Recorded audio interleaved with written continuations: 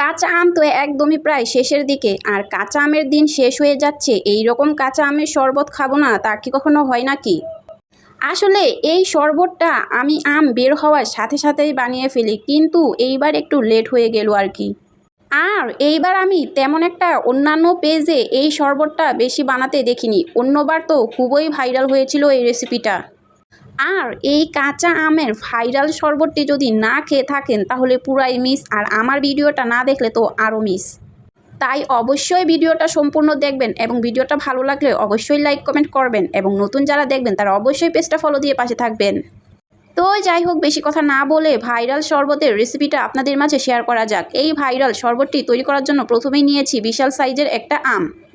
আর এই আমের ভাইরাল শরবতটি তৈরি করার জন্য কিন্তু অবশ্যই টক এবং কাঁচা আম নেবেন। তো যাই হোক, এখানে বিশাল বড় সাইজের একটা কাঁচা আম নিয়েছি এবং এটাকে পরিষ্কার পরিচ্ছন্ন করে সেদ্ধ বসিয়ে দিয়েছি।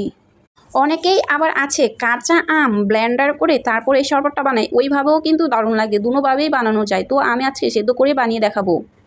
তারপর ওই দিকে আম সেদ্ধ বসিয়ে দিয়ে এই দিকের কাজসাজিগুলো সেরে নেওয়া হচ্ছে। তো যাই হোক, জেনে নেওয়া যাক এইখানে কী কী দিয়েছি। এইখানে দিয়েছি চিনি, গুঁড়ো মরিচের গুঁড়ো এবং একটা শুকনো মরিচ।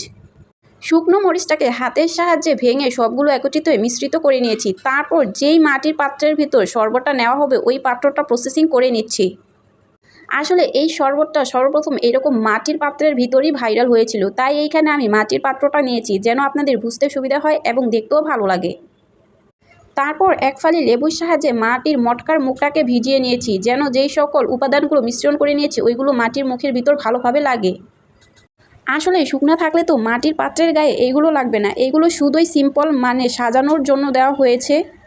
আপনারা বাসা বানিয়ে খেলে, ভিডিও না বানালে অবশ্যই এইগুলো ইউজ করার কোনো দরকার নেই। আর ইউজ করলেও খুবই ভালো, খাওয়ার সময় মুখে টক মিষ্টি লাগবে, খেতেও খুব ভালো লাগবে।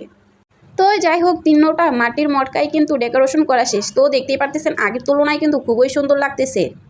তারপর এইখানে শরবত বানানোর জন্য যেই সকল উপাদানগুলো দেওয়া হচ্ছে, প্রথমেই দিয়েছি সামান্য পরিমাণ মরিচের গুঁড়া। এই মরিচের গুঁড়াটা দেওয়া হয়েছে শুধুমাত্র কালারের জন্য। তারপর দিয়ে দিয়েছি পরিমাণ মতো চিনি, লবণ এবং 2টা শুকনো মরিচ ভেঙে। শুকনো মরিচটা দেওয়ার ফলে খেতেও ভালো লাগবে, আর চিনির পরিমাণ ততটা দেওয়া প্রয়োজন নেই, টক মিষ্টি হলেই হলো।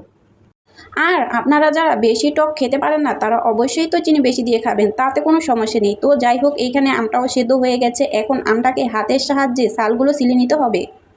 যেহেতু আমটাকে মাত্র চুলা থেকে নামানো হয়েছে তাই খুবই গরম, তো চামিচের সাহায্যে ভালোভাবে ছিলে নিচ্ছি, কারণ যেহেতু ভিডিও করতেছি ওয়েট করার সময় নেই।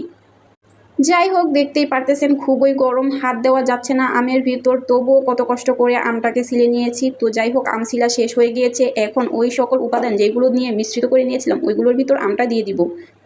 তারপর এইখানে ফ্রিজিং করা একদম ফ্রেশ পানি নিয়ে নিয়েছি। পানিগুলো দিয়ে হাতের সাহায্যে সেদ্ধ আমটাকে ভালোভাবে কষলিয়ে নিতে হবে। সম্পূর্ণ আম বড়া থেকে ছাড়িয়ে বড়াটাকে ফেলে দিয়েছি। এইখানে চামিচের সাহায্যে সবগুলো একসাথে মিশ্রণ করে নিয়েছি। তো যাই হোক, এক পর্যায়ে আমার সকল কাজকর্ম শেষ। এখন এইখানে আগে থেকে যেহেতু বলেছিলাম আপনাদেরকে এই রেসিপিটা করে দেখাবো, তাই এখানে আগে থেকে গ্লাসের ভিতর পানি দিয়ে দিয়েছিলাম যেন বরফ হয়। এক পর্যায়ে বরফ হয়ে গিয়েছে, এখন এটাকে ভেঙে নিয়েছি। এইটা একটু ঠান্ডা ঠান্ডা না খেলে আবার ভালো লাগে না, গরমের ভিতর এইরকম শরবত ঠান্ডা ঠান্ডা খেতে দারুণ লাগে কিন্তু। তো সকল কাজ একদমই শেষের দিকে। বরফের টুকরোগুলো দেওয়া হয়ে গেলে এইখানে আমি আবার 3 চির লেবু ফালি করে রেখেছিলাম ডেকোরেশনের জন্য, ওইগুলোও দিয়ে দিচ্ছি, দেখতে ভালো লাগবে আর কি। তো দেখতেই পারতেছেন কতটা সুন্দর ও লোভনীয় হয়েছে। দেখতে যেমন লোভনীয়, খেতে তো দুর্দান্ত। যারা খেয়েছেন তারা তো অবশ্যই জানেন। তো যাই হোক, ভিডিওটা ভালো লাগলে অবশ্যই লাইক কমেন্ট এবং শেয়ার করবেন। আল্লাহ হাফেজ।